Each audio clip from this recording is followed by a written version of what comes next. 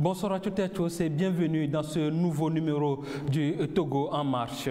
S'il est l'un des plus grands projets agricoles en Afrique occidentale de l'histoire, eh bien c'est le PPAO, le programme de productivité agricole en Afrique de l'Ouest, né de la volonté des chefs d'État et de gouvernement de la CEDEAO, non seulement pour accroître la productivité mais aussi promouvoir l'intégration régionale. Le PPAO est en fin d'exécution. Au Togo, l'on est unanime, le projet a connu un succès significatif après 8 ans de mise en œuvre. À bien des égards, le PPAO a même dépassé les attentes. Est-ce vrai? Ici, sur ce plateau, avec moi, les différentes parties prenantes de ce projet. Tout à l'heure, ils nous diront ce que le PPAO a apporté de plus dans le quotidien des Togolais. Alors, juste à côté de moi, Dr Adjou Rahim Alim Assiminou, il est le coordinateur du PPAO Togo. Bonsoir, docteur. Bonsoir, Pierre Soussoupo. Et merci d'être sur ce plateau ce soir. Merci beaucoup. Le PPAO est en fin d'exécution. Jusqu'ici, est-ce que c'est le sentiment de satisfaction d'une mission bien accomplie? Bon, exactement. Je tiens d'abord à vous dire merci. Merci pour le plaisir et l'honneur que vous nous faites de pouvoir échanger sur le PPAO. C'est vrai, le PPAO a été mis en œuvre, ça fait 8 ans déjà, depuis 2011. Aujourd'hui, pour revenir à ce que vous dites, oui, c'est un sentiment de satisfaction parce que dans l'introduction que vous faisiez d'ailleurs, je crois que tous les points que vous aviez dit sont exacts. Aujourd'hui, nous sommes satisfaits d'avoir conduit un projet où nous avons atteint l'ensemble des objectifs qui nous étaient assignés. Bon, j'en profite en même temps, comme vous l'avez introduit, pour dire qu'en fait, le PPAO, en réalité, c'est le programme de productivité agricole en Afrique de l'Ouest, qui est effectivement né de la volonté des chefs d'État de la CEDEAO. C'est un programme de la CEDEAO auquel 13 des 15 pays de la CEDEAO ont participé. L'objectif du programme, en fait, c'était de mettre en place au niveau de la sous-région une agriculture compétitive. Bon, nous allons y arriver, docteur. Nous sommes sur la présentation juste à côté du docteur Adou. Nous avons M. Mbatana Guéma, il est le directeur de l'entreprise Guéma Concept, une entreprise qui d'ailleurs porte son nom. M. Guéma, bonsoir. Bonsoir. Merci d'avoir parcouru près de 400 km pour être ici ce soir. Comment se porte votre entreprise Guéma Concept? Je vous remercie. Pour moi, c'est un réel honneur de me retrouver sur ce plateau avec vous. L'entreprise Guéma Concept se porte bien. Et je rappelle que vous êtes l'un des bénéficiaires, vous avez bénéficié de PPAO. PPAO vous a permis de développer le concept, ce que vous concevez et vous concevez et produisez. Absolument. Voilà. Oui, avec le PPAO, je peux dire que l'entreprise Guéma a fait un grand bond en avant parce que l'entreprise a connu le PPAO en 2015. Lors d'une invitation que nous avions reçue pour la Foire des jeunes entrepreneurs. Et à l'époque, nous avions pu déjà présenter au public ce que nous avions déjà généré comme technologie. Et je rappelle que l'entreprise Guéma Concept, nous concevons des équipements adaptés aux besoins spécifiques des utilisateurs sur le terrain. Et dans ce sens, nous avions déjà conçu et réalisé une décortiqueuse de grains de courge qui avait beaucoup intéressé le ministère de l'Agriculture. Et à l'issue de ça, nous avons connu tous les instruments financiers du PPAO et nous nous sommes fait accompagner. Et voilà, le PPAO vous a apporté, vous a donné un coup de pouce qui aujourd'hui vous permet d'aller beaucoup plus en avant. Nous allons revenir à vous, M. Guéma. Et juste à côté de moi, vous avez Mme Claire Quenom. Elle est de la coordination pour le suivi et évaluation par la société civile. Bonsoir, madame. Monsieur, bonsoir. Que la société civile s'intéresse au projet destiné au monde agricole.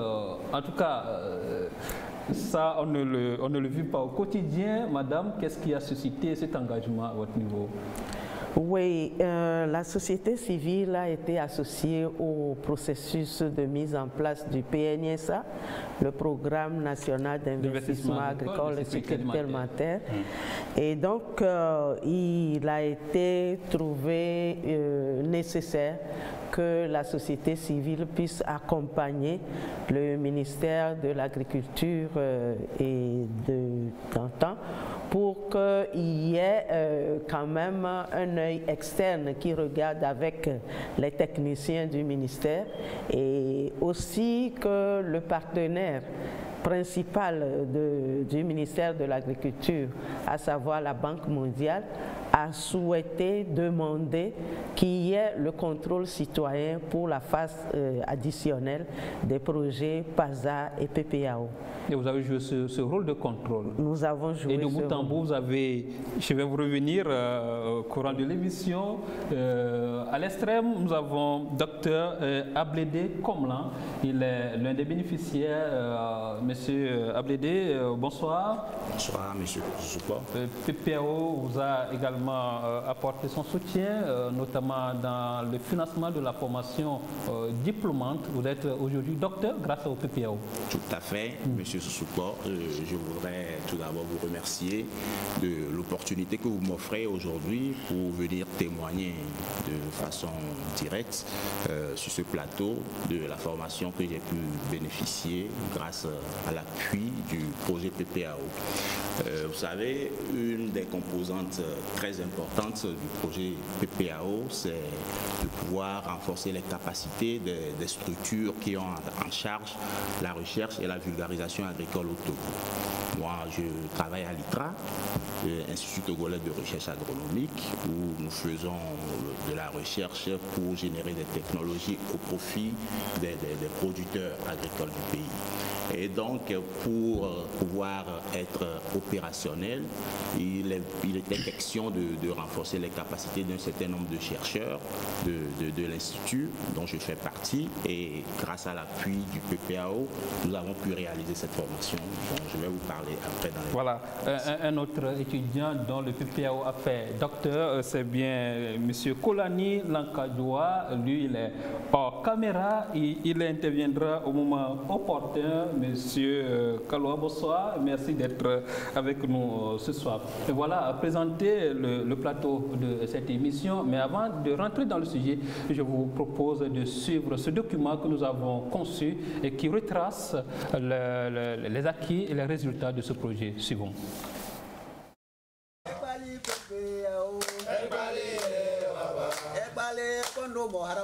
Du satisfait site, un billet unanimement décerné par toutes les parties prenantes à ce projet. Le PPAO, ou le Programme de productivité agricole en Afrique de l'Ouest, aura-t-il ainsi tenu ses promesses au Togo? Nous partons sur les traces des réalisations engendrées par cet outil. Premier arrêt, quartier Ségbé dans la périphérie de Lomé. C'est ici que tout se passe. Ici, nous produisons des pièces de précision. Nous faisons le dessin technique en 3 dimensions et nous sortons ces dessins, nous les introduisons en termes de données à nos ordinateurs et à nos machines numériques pour nous permettre de sortir nos pièces de précision. Nous avons les CNC, les machines numériques, ce qui nous permet de fabriquer toutes sortes de pièces et de fabriquer toutes sortes de machines. Et parmi les machines fabriquées, Logutrack, un mini-tracteur adapté aux réalités culturelles au Togo et en Afrique.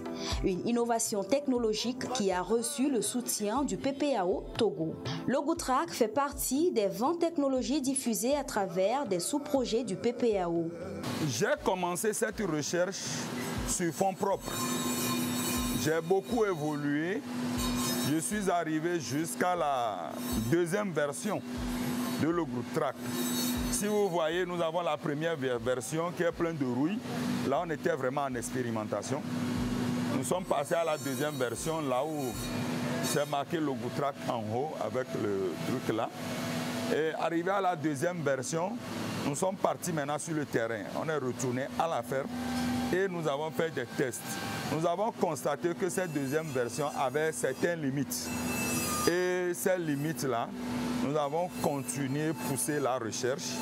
Et c'est à ce moment que nous avons eu besoin du concours du PPAO. Et nous avons déposé un dossier de demande de financement et le financement est tombé. Donc nous avons terminé les travaux de recherche et nous avons commandé les matières premières pour cette troisième version de l'Ogoutra que vous voyez, qui sont arrivés. Donc, dès que nous avons eu à appliquer ces résultats sur ces mini-tracteurs, le résultat a été impeccable et époustouflant. Donc, aujourd'hui, nous sommes prêts pour vendre, fournir le mini-tracteur n'importe où il y a besoin. Dans cet atelier de Guéma Concept, des machines tournent sans répit.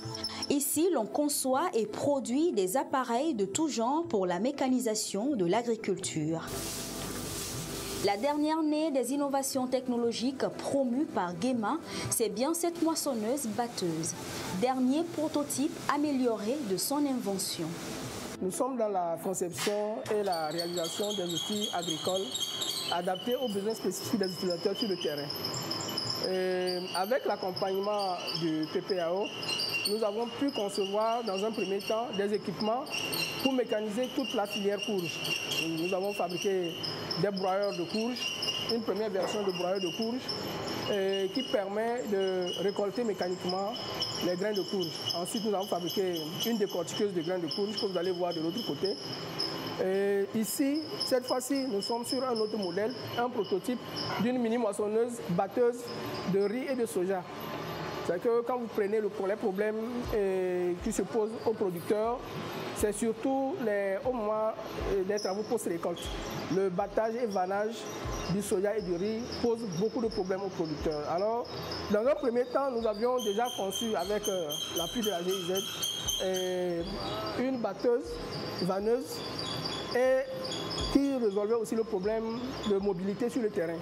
Mais cette fois-ci, nous avons voulu aller encore plus loin en nous basant sur ce que nous avons observé sur l'agriculture de conservation, concevoir une machine qui permet en même temps de la coupe, le battage et le vannage.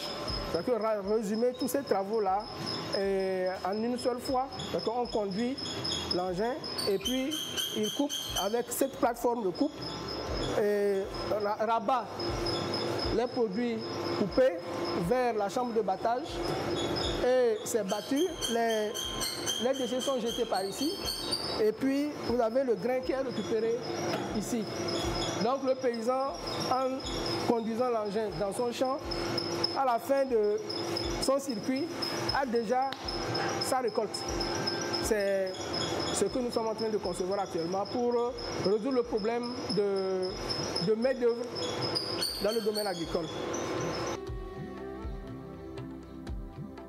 Le travail post-récolte des grains de courge est pénible et c'est surtout les femmes qui sont dans ce domaine. Et le décortiquage aussi se fait manuellement. Donc vous allez voir par exemple avec dans ceci,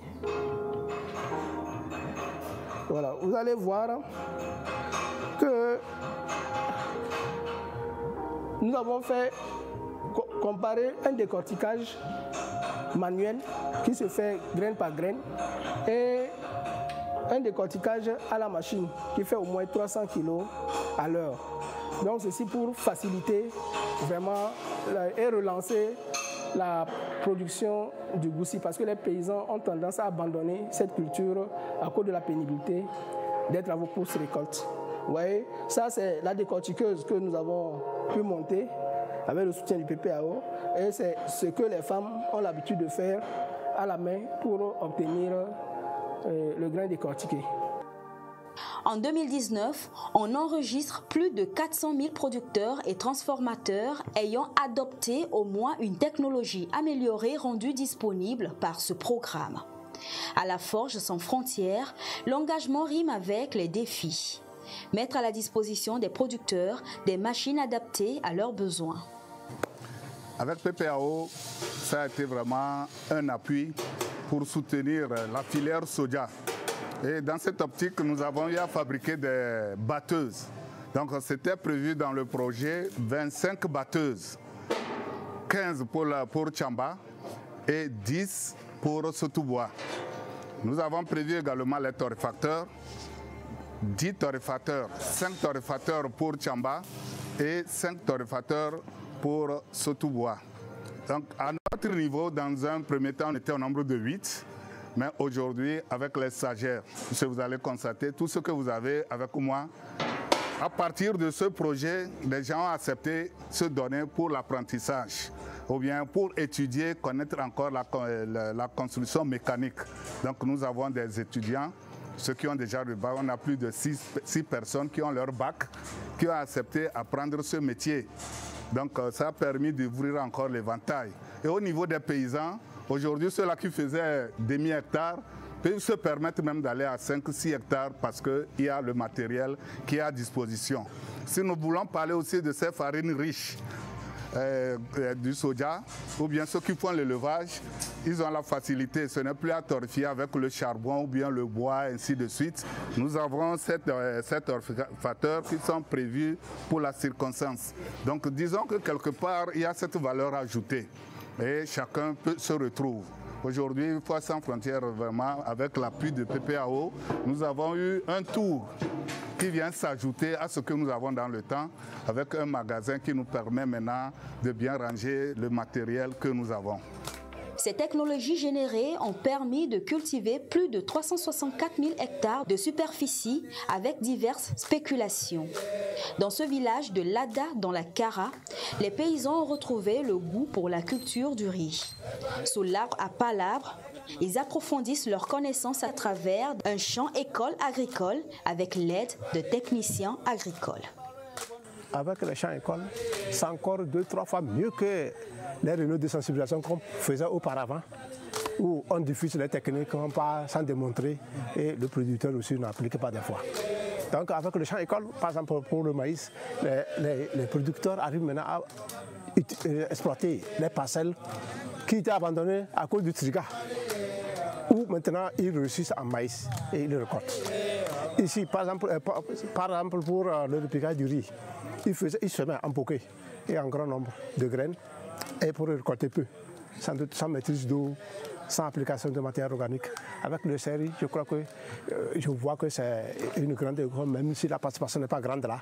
La technique est utilisée par le petit nombre là arrive à gagner, c'est-à-dire à informer d'autres producteurs dans le village et ça passe mieux que la sensibilisation simple.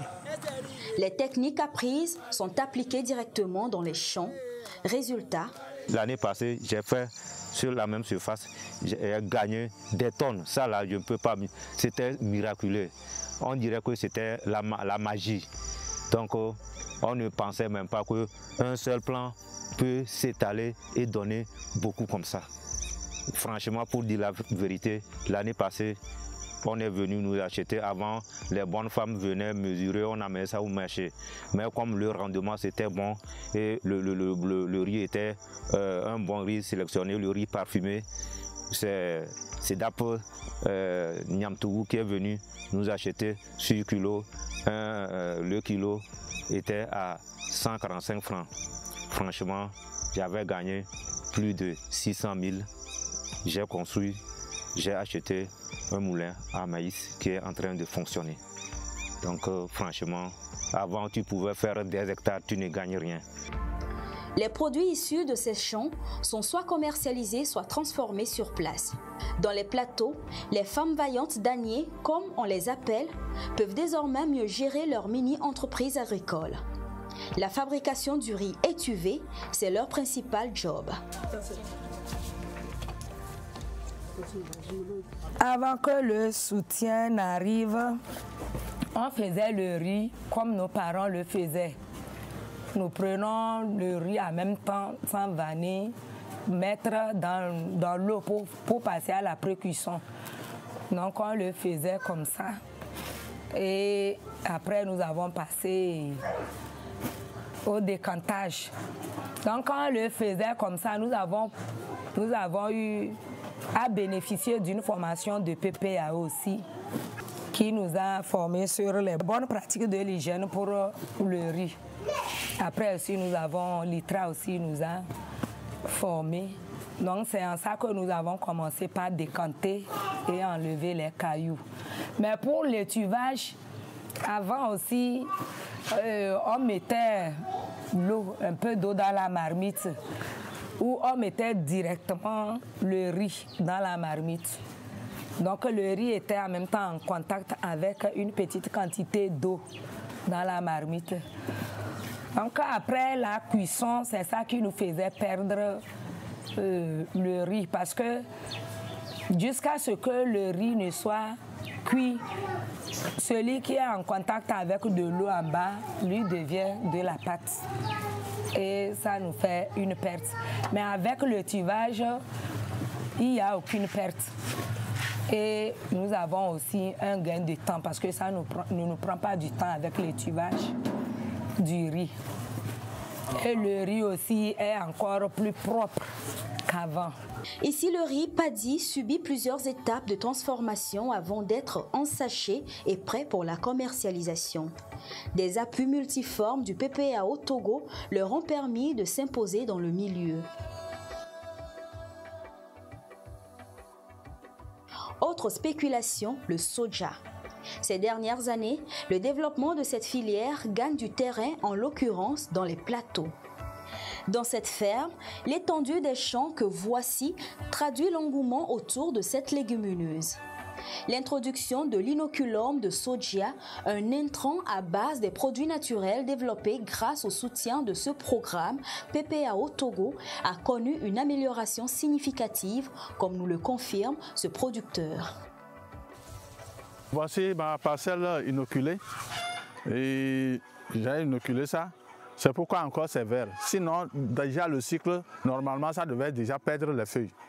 Bon, mais comme il y a inoculum dedans, d'abord ça a gardé l'humidité, ça va fertiliser le sol, ça fait que la plante ne perd pas vite ses feuilles, même s'il a la sécheresse. Et aussi, ça a donné beaucoup de gousses.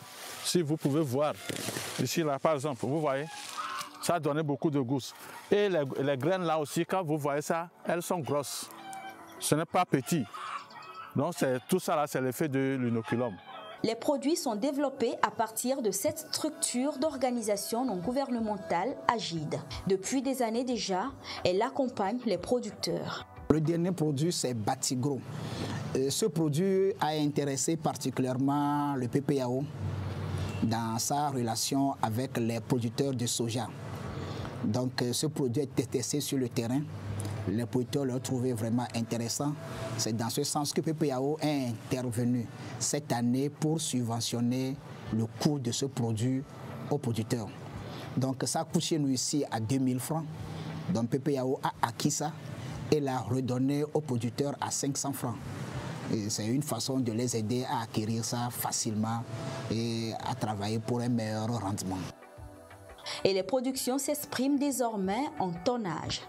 Pour bien les conserver, le programme met à la disposition des producteurs des sacs PIC. Ils sont conçus pour conserver aussi longtemps que possible les récoltes.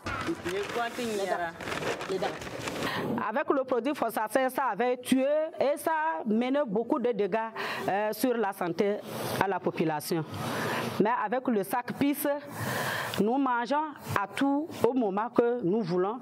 Et à part qu'on a stocké, il faut faire 1 an, il faut faire 6 ans avant de la consommer. Avec sac PIC, en matière de santé, c'est ça qui me plaît plus. Côté économique aussi, c'est avantageux. Et seulement ce qui est le problème, dès maintenant, on ne trouve plus le sac. Le programme de productivité agricole en Afrique de l'Ouest, initié par la CEDEAO, met aussi l'accent sur la production animale et halieutique. Dans ce centre, SIDAP, spécialisé dans la formation des jeunes en entrepreneuriat agricole, nous découvrons les traces du programme. Ici, c'est une parcelle de production de semences certifiées. De riz, c'est la variété IR 841. C'est ça que vous voyez, donc c'est le riz parfumé. C'est un riz qui est produit de façon écologique, sans intrants minéraux. Ici, nous avons utilisé beaucoup plus la matière organique et les fumures d'origine animale. C'est pourquoi vous voyez que la parcelle elle est luxuriante, elle se présente bien et nous sommes presque à maturité. Parler du projet PPAO, il faut parler du ministère de l'Agriculture. Donc c'est le ministère d'ancrage, avec lequel nous avons été en partenariat. Et c'est le partenariat d'abord appui conseil et enrôlement dans d'autres activités, notamment de production de semences certifiées, de conservation des semences locales. Et quand le projet PPAO est arrivé au niveau national, donc, nous avons aussi soumissionné. Et ça, c'était dans la sous-composante recherche. Et c'est dans cette thématique que nous avons aussi bénéficié des appuis PPAO au niveau de la réalisation des bacs, au niveau donc de l'achat des intrants, au niveau du poisson et du matériel, des petits équipements. Et au niveau du riz maintenant, nous avons bénéficié également de l'appui technologique pour former les populations.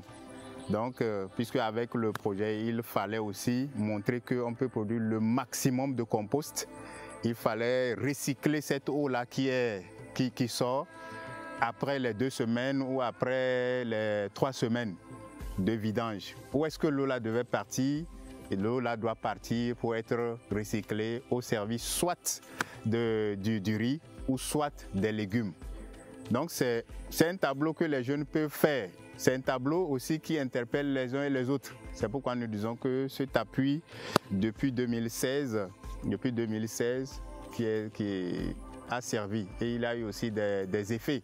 Et les bénéficiaires directs des jeunes qui, après formation, peuvent facilement exercer leur boulot. Et les résultats sont expressifs. Le PPAO Togo est l'un des modèles d'investissement innovants qui a touché les différents compartiments du secteur agricole. Centre de recherche agronomique d'Avetonou dans les plateaux. Batim, cet ingénieur agronome de formation et ses collaborateurs veillent à la renaissance de ce centre. L'appui de ce programme amorce un début de changement dans cet univers où tout est pratiquement à refaire. Nous avons des réhabilitations qui sont en train d'être faites grâce à l'appui du PPAO. Donc vous allez voir un bâtiment qui va servir de couvoir. Et là, nous aurons à installer des incubateurs qui serviront donc à sortir les poussins, issus donc toujours de nos croisements qui se font sur la station. Nous sommes dans le laboratoire d'insémination artificielle et tout ce matériel sert à analyser le sperme qui a été collecté sur les taureaux. Vous allez voir le dispositif de collecte qui est à l'extérieur. Donc c'est là que nous collectons le sperme pour ramener ici et faire l'analyse et ensuite le stocker, le garder donc au froid pour l'insémination des vaches. L'objectif de ce centre, c'est d'améliorer la race locale des bovins et de la poule. Et donc pour ce faire, nous produisons des géniteurs, c'est-à-dire des sujets un peu plus améliorés et qui servent à être disséminés dans les élevages environnants et dans tout le pays. Le renforcement du secteur de la recherche va au-delà de ce centre. Le projet a financé 33 doctorats et 43 masters pour le compte des universités du Togo. Bien évidemment, pour contribuer à accélérer l'adoption et la diffusion des technologies améliorées pour une productivité accrue dans les filières agricoles prioritaires. Si vous allez voir M. Larré qui élève les pentades à Dabao, qui grâce au soutien du PPAO, il part d'une cinquantaine de pentades qu'il vend par an à aujourd'hui près de 400 pentades qu'il est capable de livrer. C'est des revenus de M. Larré qui sont augmentés. Si vous allez voir la femme étuveuse de riz d'Anier, qui aujourd'hui, grâce au PPAO, elle est capable de mettre sur le marché plusieurs dizaines de kilos de riz étuvé, alors qu'elle n'était capable de mettre qu'une dizaine de kilos. Vous verrez que les revenus de cette dame à Agné ont augmenté. Si vous voyez aujourd'hui Logo en train de mettre sur le terrain 7 mini-tracteurs capables d'être développés à échelle, c'est la capacité de cet innovateur qui est améliorée. Vous allez aussi voir ces femmes qui, pendant qu'elle devrait à la fois s'occuper de l'installation des cultures, aujourd'hui avec la décortiqueuse du sésame, elles n'ont même plus le temps de rester à côté de la machine. Il suffit simplement qu'elles le mettent dans la machine et la machine décortique, lave et extrait la graine de sésame. Elles n'auront qu'à aller juste vanner. C'est le temps de travail, c'est la productivité de cette culture qui est améliorée, c'est les revenus de ces agriculteurs, le temps qui est gagné par ces femmes et la réduction de la pénibilité de ce travail-là et qui est aussi obtenu grâce à ces technologies mises en place par le PPAO. Vous allez aujourd'hui à Kolokopé, vous avez une moissonneuse et andaineuse qui permet de produire du foin pour augmenter la production des géniteurs. Aujourd'hui, on développe des élevages dans les milieux ruraux grâce aux noyaux de géniteurs fournis par le PPAO. Vous allez voir le président de la coopérative des éleveurs à Cléhy qui, grâce au PPAO, au noyau, à l'accompagnement du PPAO, aujourd'hui gagne plus de 4 millions par an grâce à son élevage, comme aussi mon ami dans Agné qui gagne 7 millions sur son élevage de moutons par an. Ça, c'est des conditions, ce sont des revenus et c'est du concret, c'est du palpable dans la vie de nos producteurs et de nos productrices. La ferme de l'Arrêt que voici est l'un des visages humains de cette politique de l'espace communautaire. Longtemps, il a nourri l'ambition de devenir un éleveur professionnel des volailles et déjà, il voit le début de réalisation de son rêve.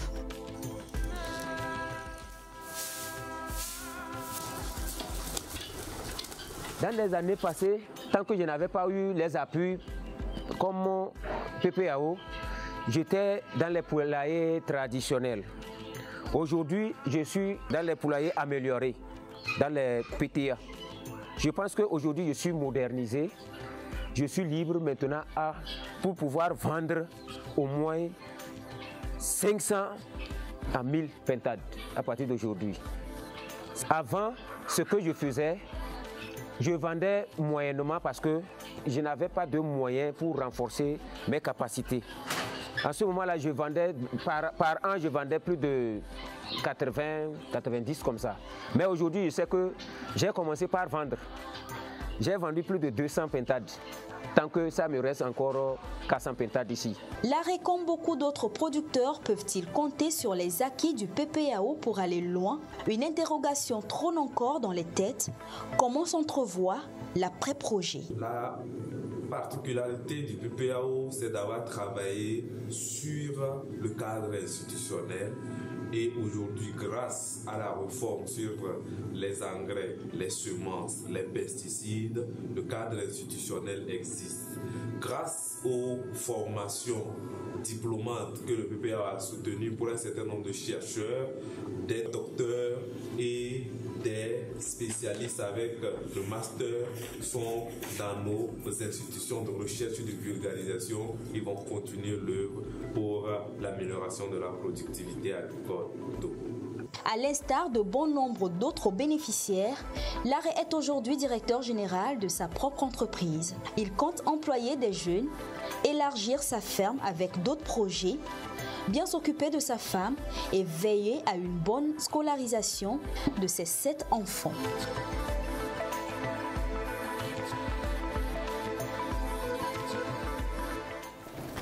Et nous voici de retour sur ce plateau. La configuration, elle reste la même. Juste à côté de moi, vous avez Dr Adou. Il est le coordinateur du PPAO Togo. Monsieur le coordinateur, 8 années de mise en œuvre aujourd'hui à l'heure du bilan. Est-ce la satisfaction, elle est totale ou c'est moins satisfaisant ou alors c'est mitigé?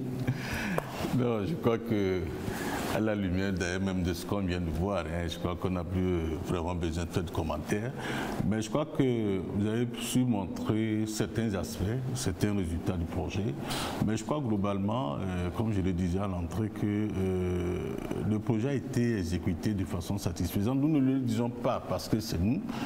Nous le disons aussi parce que les évaluations externes qui ont été faites par la Banque mondiale, parce que nous avions eu la dernière mission de supervision de la Banque au mois de novembre. Donc je crois qu'on a été... on est sorti avec une notation satisfaisante.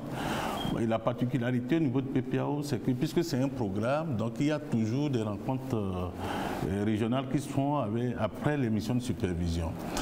Bon, au jour d'aujourd'hui, il y a 4 pays qui sont encore dans le PPAO parce qu'il y a le Togo, le Bénin, le Niger, la Guinée, dont le projet va terminer bientôt en décembre.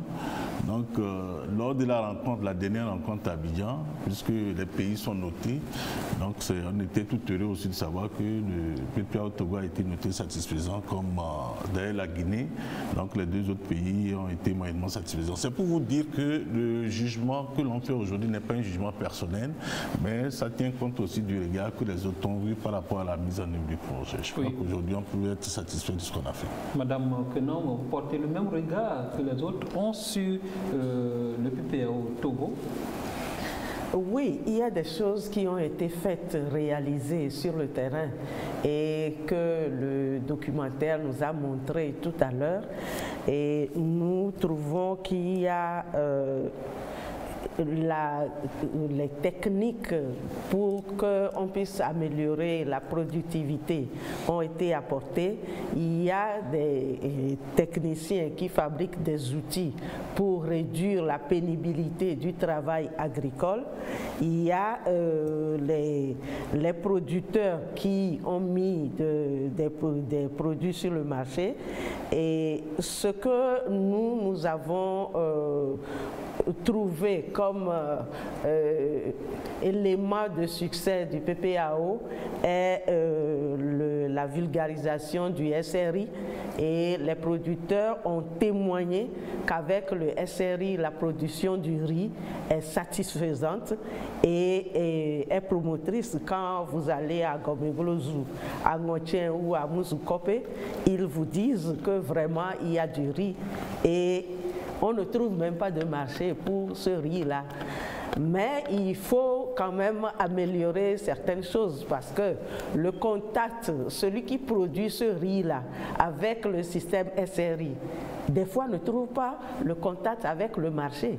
Il y a du riz sur le terrain et je trouve qu'à un moment donné, il faut un accompagnement pour que le produit qui sort de l'accompagnement de PPAO puisse être, dirais-je, entre guillemets, rentable pour le producteur.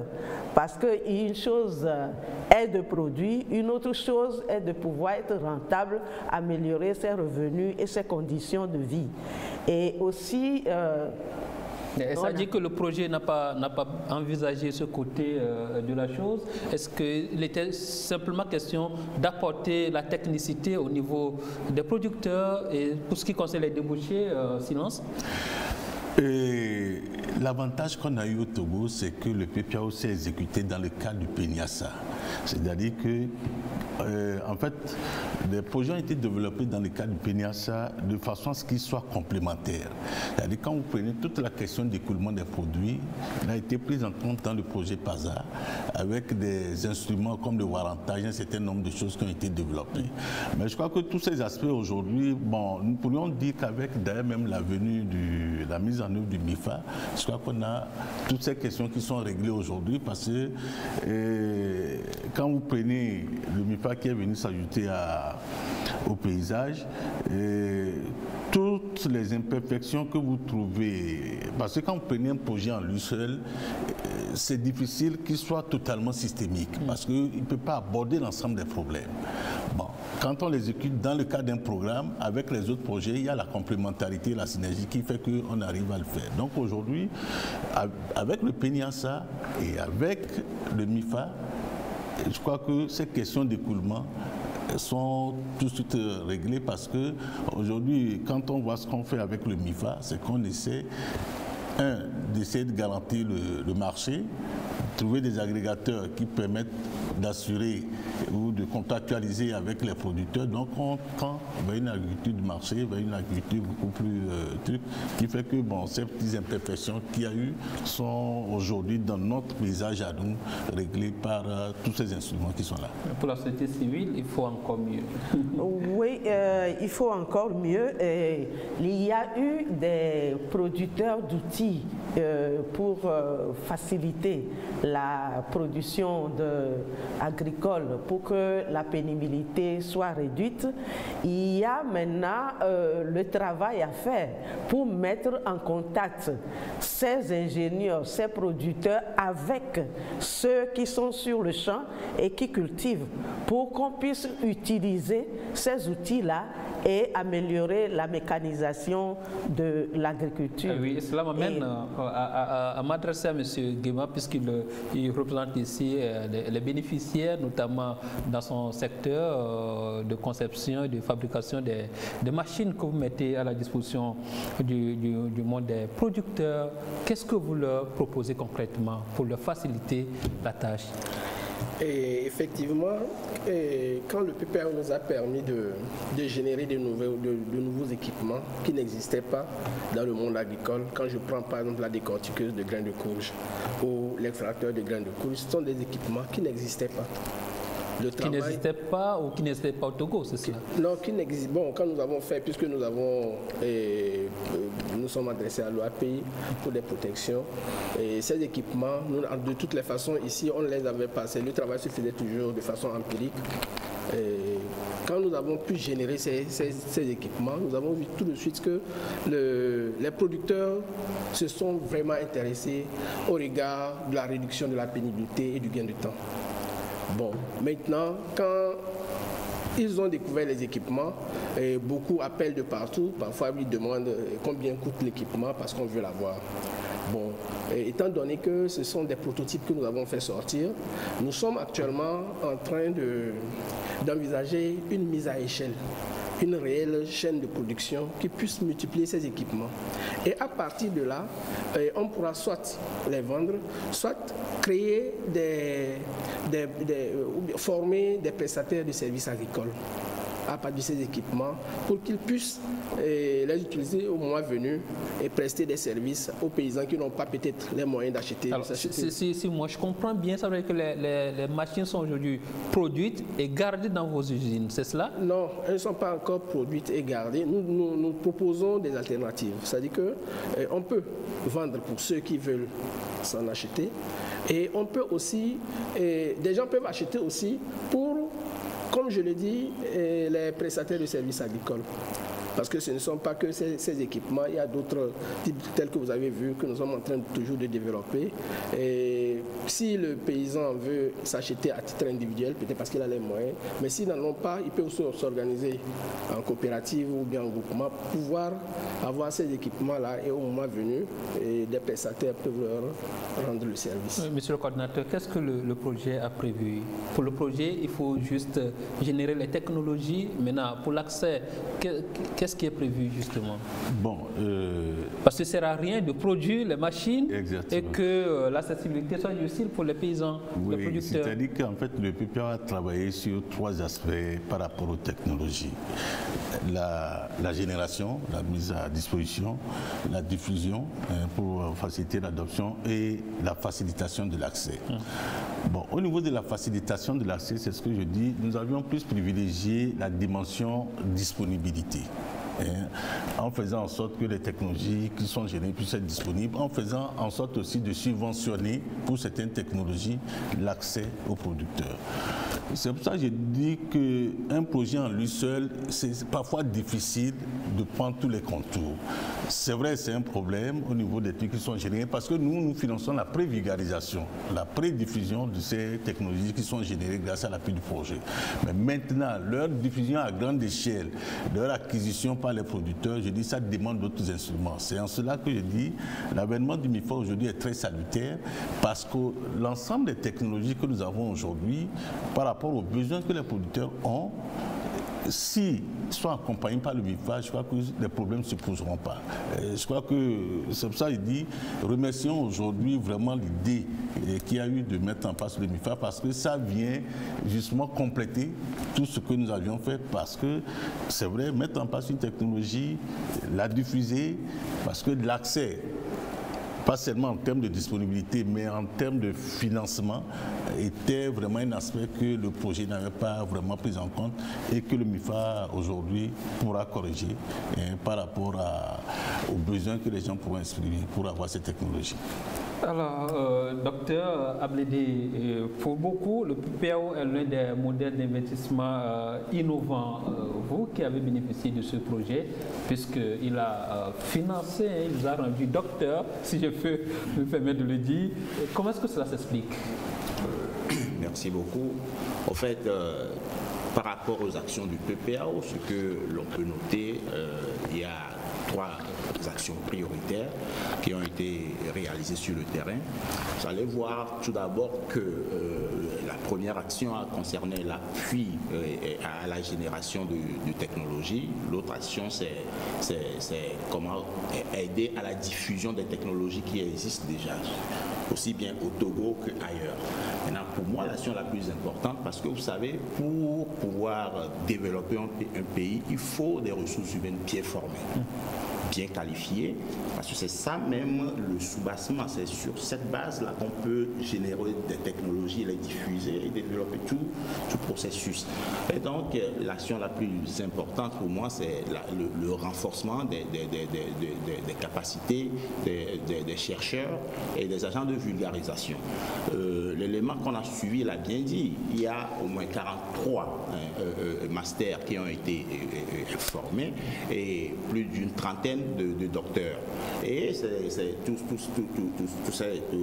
ces cadres qui ont reçu cette formation, ils l'ont reçu dans plusieurs universités, aussi bien au Togo que dans la sous-région et même dans des universités européennes.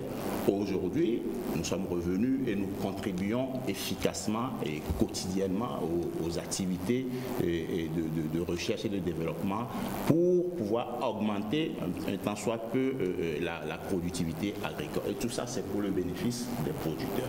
Oui, moi je reviens à Madame Krenom. Le PPAO, on a étalé tout ce qu'il a apporté comme bénéfice au profit des producteurs. Mais vous qui êtes beaucoup plus proche de ce monde, comment est-ce que cela se ressent, surtout dans le panier de la ménagère? Je voudrais dire que d'abord parler un peu de la formation. Le docteur, il a parlé tout à l'heure de chercheurs et puis de cadres qualifiés pour pouvoir travailler dans le secteur de l'agriculture. Mais nous avons regretté le fait que le PPAO s'est focalisé un peu trop sur les cadres supérieurs. Parce que quand nous allons sur le terrain, nous trouvons que les gens qui doivent accompagner, encadrer sur le terrain, être proche des producteurs, il fallait penser à ça aussi. Et c'est ça que nous avons regretté dans le domaine de la formation. C'était pas en fait une mauvaise chose de porter ce soutien au cadre supérieur, mais il fallait aussi tenir compte aussi de ceux-là qui font le travail parce au quotidien. Parce qu'entre la base et les cadres supérieurs, il y a quand même un vide qu'il faut remplir. Et je crois que comme le département, le secteur est un tout, et il faudrait qu'à l'avenir, on puisse penser à ça quand on aura d'autres programmes. Docteur Bédé? Je peux réagir un peu par rapport à ça. Elle a parfaitement raison, mais ce que madame doit savoir, c'est que tout cadre supérieur bien formé peut court temps, former des dizaines et des dizaines de cadres subalternes qui vont être au service du développement agricole. Nous l'espérons. Voilà, donc tous les cadres qui ont été formés, que ce soit les masters ou bien les docteurs, ils sont là, ils vont appuyer les techniciens agricoles que l'on forme à l'EFA de Tové, dans les différents centres que le gouvernement a mis en place sur toute l'étendue du territoire. On a besoin de personnel bien qualifié pour pouvoir former ces cadres qui sont très proches des producteurs. Nous concédons à cela et nous faisons la recommandation pour que ce vide-là soit comblé le plus tôt possible. Mais on m'a posé la question sur le panier de la ménagère. J'ai parlé du riz tout à l'heure. Je trouve que ce qui a été fait avec la technique SRI, pour le moment au Togo, nous avons du riz. Et si vraiment on organise cette filière-là, le Togo peut produire du riz et nourrir les Togolais et donner du riz sur le marché. Mais nous avons constaté que la chaîne n'est pas bien connectée et qu'il y a du riz paddy sur le terrain et qu'il n'y a pas de riz à disposition pour que les consommateurs puissent en acquérir. Il y a du bon riz, il y a du riz qui se produit, mais il y a ce lien-là qu'il faut faire du champ à la table pour que nous puissions avoir du riz de qualité, nous puissions avoir du riz bio aussi. Parce que la technique a appris aux producteurs à fabriquer du compost, à ne pas utiliser trop de produits chimiques pour produire le riz, mais d'utiliser les éléments qui les entourent pour engraisser les champs et produire ce riz-là. Et je pense que là aussi, nous le disons, il faudra améliorer cette organisation, conduire la chaîne de la production à la transformation pour être commercialisée dans de bonnes conditions. Les femmes vaillantes d'Anier, elles produisent du bon riz, du riz étuvé. Mais il y a des moments donnés, la demande est plus élevée que ce qu'elles font. Vous les avez vues, elles trient à la main et c'est pénible. Et cela fait que il y a des gens qui viennent demander du riz, mais elles ne sont pas capables de servir la demande. Et leur riz, tout le monde mange à Imol ou Wache maintenant, elles ont du riz qui peut bien faire à Imol, mais la pluie s'est arrêtée à un moment donné, il fallait leur donner plus de tuveuses et leur trouver une trieuse optique par exemple. Peut-être que le projet n'avait pas prévu cela, mais ce sont des choses auxquelles il faut penser pour l'avenir. Ce sont des choses auxquelles il faut penser pour l'avenir. Non, vous savez, oui, toute la problématique, c'est de savoir où se limite l'appui. Parce que, vous savez, un projet, il est fait à l'échelle nationale. C'est vrai que nous travaillons avec un échantillon avec lesquels nous estimons qu'ils peuvent être porteurs de la dynamique que nous voulons. Parce que, vous savez, qu'un projet est conçu, c'est pour provoquer une certaine transformation, créer un bien-être au niveau de la population. Mais puisqu'on ne peut pas travailler avec l'ensemble de la population, on travaille avec un échantillon. Donc ces échantillons, il faut qu'eux-mêmes puissent être capables ou porteurs de ce développement. Parce que l'exemple, par exemple, des femmes vaillantes, bon, c'est vrai, dans les limites de l'appui du projet, c'est ce qu'on a pu faire. Mais en réalité, ils doivent donner la preuve qu'ils sont capables même de s'auto-développer. Et je crois que c'est c'est ce qu'on est en train de corriger actuellement, parce qu'on était resté pendant longtemps dans des logiques d'assistanat, et je crois que ça a dû peut-être endormir ou ça a dû affaiblir l'effort que les gens peuvent faire, mais je crois que le contexte ou le paradigme aujourd'hui nous permettra vraiment demain d'avoir des gens qui, avec un minimum d'appui, pourront être capables vraiment de pouvoir émerger. Alors, on annonce un nouveau programme, celui de la transformation de l'agriculture en Afrique de l'Ouest. Et ça dit que ce programme, si jamais ça venait à prendre corps, pourra solutionner ce problème auquel on assiste aujourd'hui. Bon, je crois que, aux dernières informations, c'est vrai que Pour relayer le PPAO, il y avait des réflexions pour un programme de transformation de l'agriculture. Bon, je crois que les réflexions là sont dépassées aujourd'hui. On est dans un programme qui vise beaucoup plus la résilience, qui vise beaucoup plus la valorisation du numérique pour faire en sorte que tout ce qu'on a pu capitaliser au niveau de PPAO, qu'on puisse vraiment le porter à l'échelle. Quand vous prenez aujourd'hui les canaux de diffusion, les canaux de vulgarisation, ça ne permet pas vraiment de toucher à grande échelle. Bon, on se dit aujourd'hui qu'avec le numérique, il est possible d'exploiter le potentiel que cela donne pour vraiment apporter le truc à l'échelle. Vous savez, notre merci de demain, c'est la capacité qu'on aura pour les producteurs de vraiment adopter des technologies performantes qui leur permettent non seulement d'améliorer la productivité, mais d'être plus compétitifs. Comme je vous le dis aujourd'hui, je disais que avec l'avènement du MIFA, l'agriculture togolaise va très bientôt changer. De plus en plus, elle va être plus tournée vers le marché.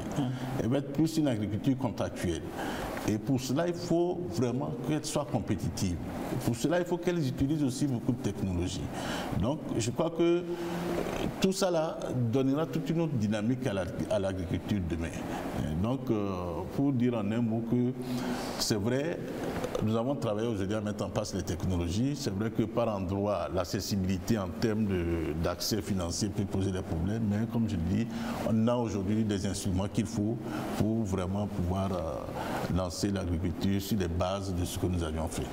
Les technologies sont développées et diffusées. Vous en êtes les porteurs. Monsieur Guima, pour vous, qu'est-ce qui entrave l'adoption de cette technologie? En fait, il n'y a pas d'entrave à l'adoption des technologies. Il y a le fait qu'il faut les mettre à échelle. Il faut vraiment que ce qui a été généré puisse être multiplié et être mis à la disposition du producteur. Parce que au jour d'aujourd'hui, vous voyez, quand vous regardez sur le plan national, il y a beaucoup d'artisans qui proposent des solutions, des équipements.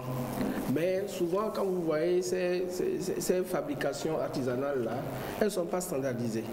C'est-à-dire que vous prenez deux machines faites par un même artisan, vous enlevez une courroie par exemple, sur l'une, vous ne pouvez pas la placer sur l'autre, ça va travailler. Ça veut dire qu'il y a beaucoup de travail à faire en matière de formation, d'informatisation même de la conception des outils agricoles.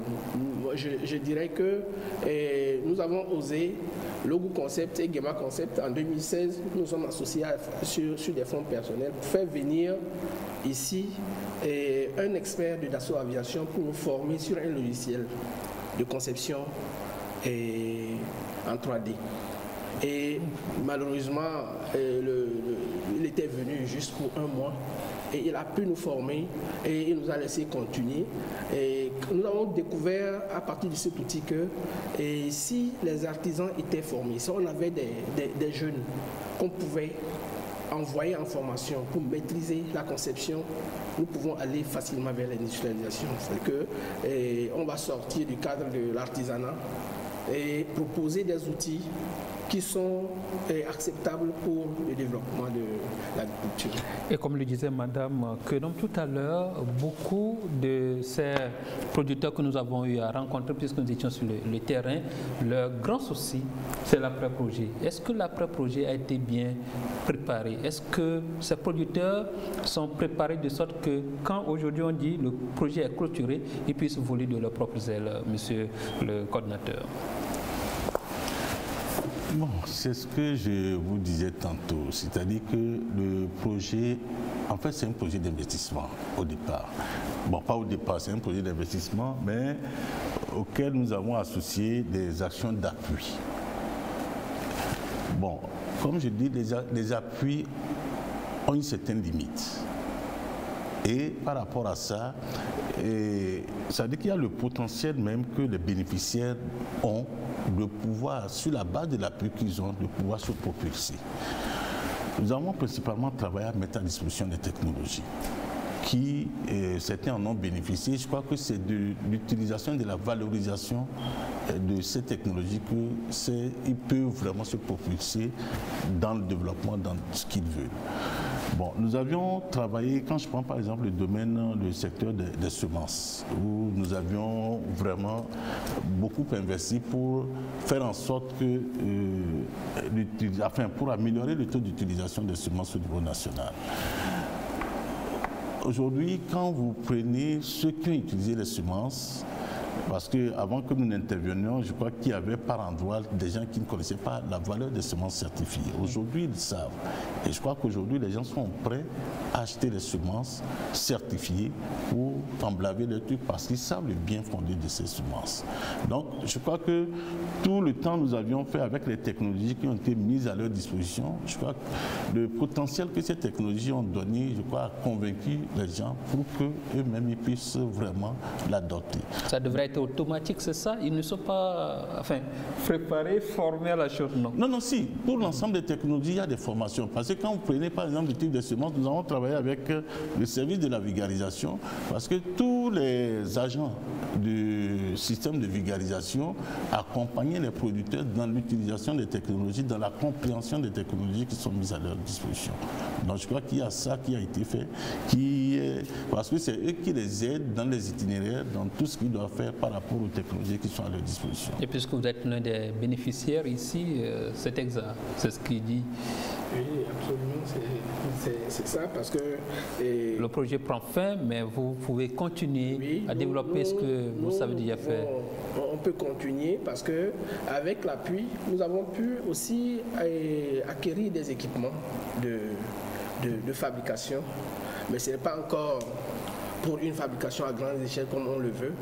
Et parce que quand nous avons, toujours avec l'appui, nous avons pu faire des échanges, des voyages d'études, on a vu ce qui se fait par exemple en Inde. Et nous avons... Le projet vous a amené en Inde? Oui, je suis allé en Inde pour observer l'agriculture de conservation.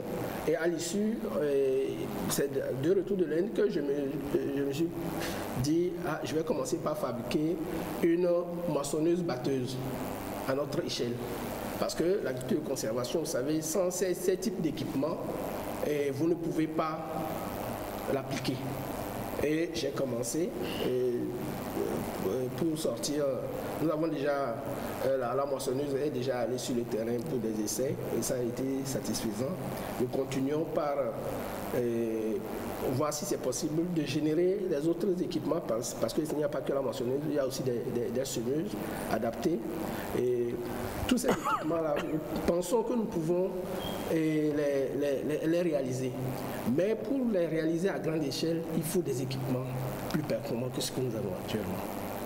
Et il faut aussi qu'on nous aide vraiment à encadrer ceux que nous voulons qu'ils nous assistent.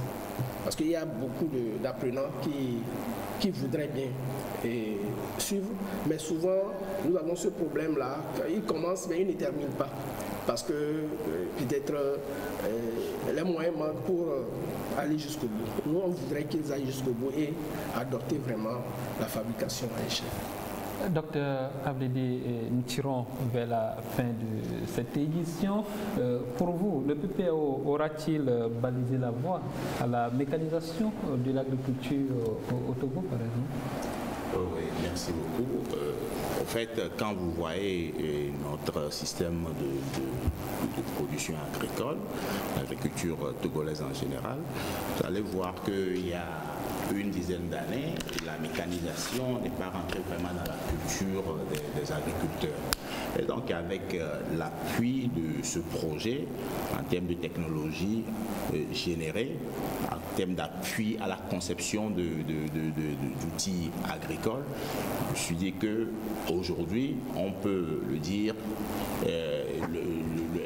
l'utilisation du matériel agricole est rentrée dans le quotidien d'un certain nombre de producteurs. Et comme l'a dit M. Guéma, il va falloir également qu'on puisse mener d'autres actions avec l'aide, l'appui d'autres projets pour que cela puisse être mis à l'échelle.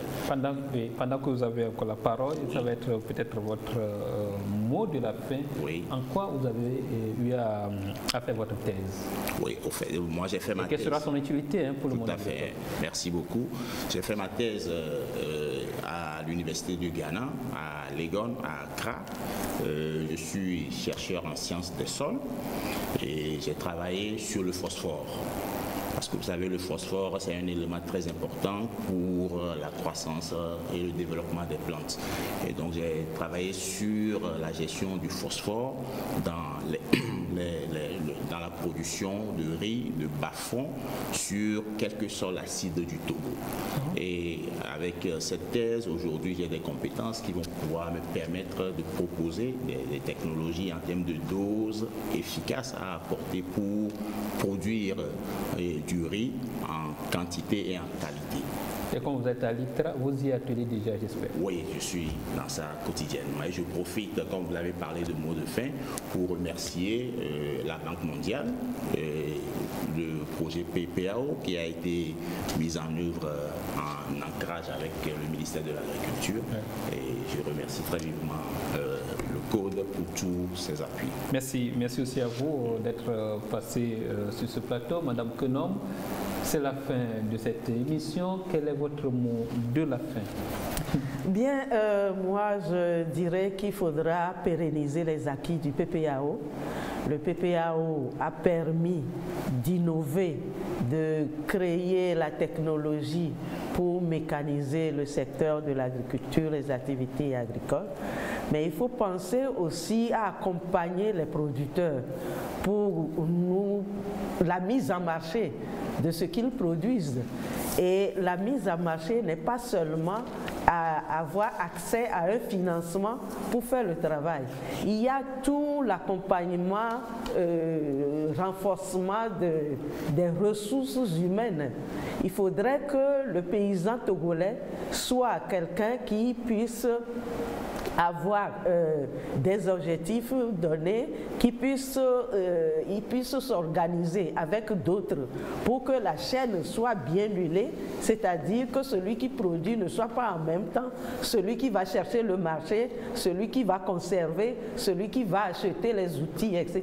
Il faut qu'il y ait des structures de conseil, d'appui pour que les acquis du PPAO puissent être pérennisés. Et là, nous sortons du chiffre, du financement, de l'argent, mais nous allons dans la ressource humaine qu'il faut améliorer pour le développement du secteur. Merci beaucoup, Madame Kenom. Monsieur Guéma, vous avez déjà vos prototypes qui sont sur place. Ce que vous attendez, c'est qu'on arrive à multiplier cela, à les mettre à l'échelle. Surtout qu'il y ait un changement de paradigme dans la tête de nos jeunes. Et très souvent, quand ils viennent en formation, ils voient ce qu'on fait et ils disent que c'est sorcier. Il faut qu'on leur dise qu'en fait, quand on trouve une solution, le problème devient banal. Donc, on voudrait que les gens se disent que c'est possible de concevoir par nous-mêmes des équipements, des solutions adaptées à nos réalités. Voilà. Et que ces jeunes, s'ils s'intéressent, qu'on les accompagne vraiment à aller vers des études plus approfondies pour aider à la conception et à la réalisation. Merci beaucoup, Monsieur Guéma, d'être venu. Vous avez quitté depuis Sokoré pour être les nôtres ce soir. Merci en tout cas pour la disponibilité. Docteur Adou, c'est vous qui allez clôturer cette émission. Quelle est cette question que vous aviez souhaité que je vous pose et que je ne l'ai pas posée? Posez-la et répondez, Monsieur Adou. Nous sommes à la fin. Bon, c'est vrai. Bon, tout ce que je vais dire, c'est qu'aujourd'hui, bon, c'est vrai, on va clôturer le PPAO. Le PPAO va se clôturer en laissant un service de recherche et un service de vulgarisation renforcé, plus efficace, qui sont aujourd'hui capables de faire face aux grands défis de demain. Parce que toutes les ambitions que nous nous donnons aujourd'hui, que ce soit dans le cadre du PND, avec toute la transformation qui est attendue, avec le développement des pôles de transformation agricole, je crois que tout ça ne peut se faire sans un service de recherche efficace et performant.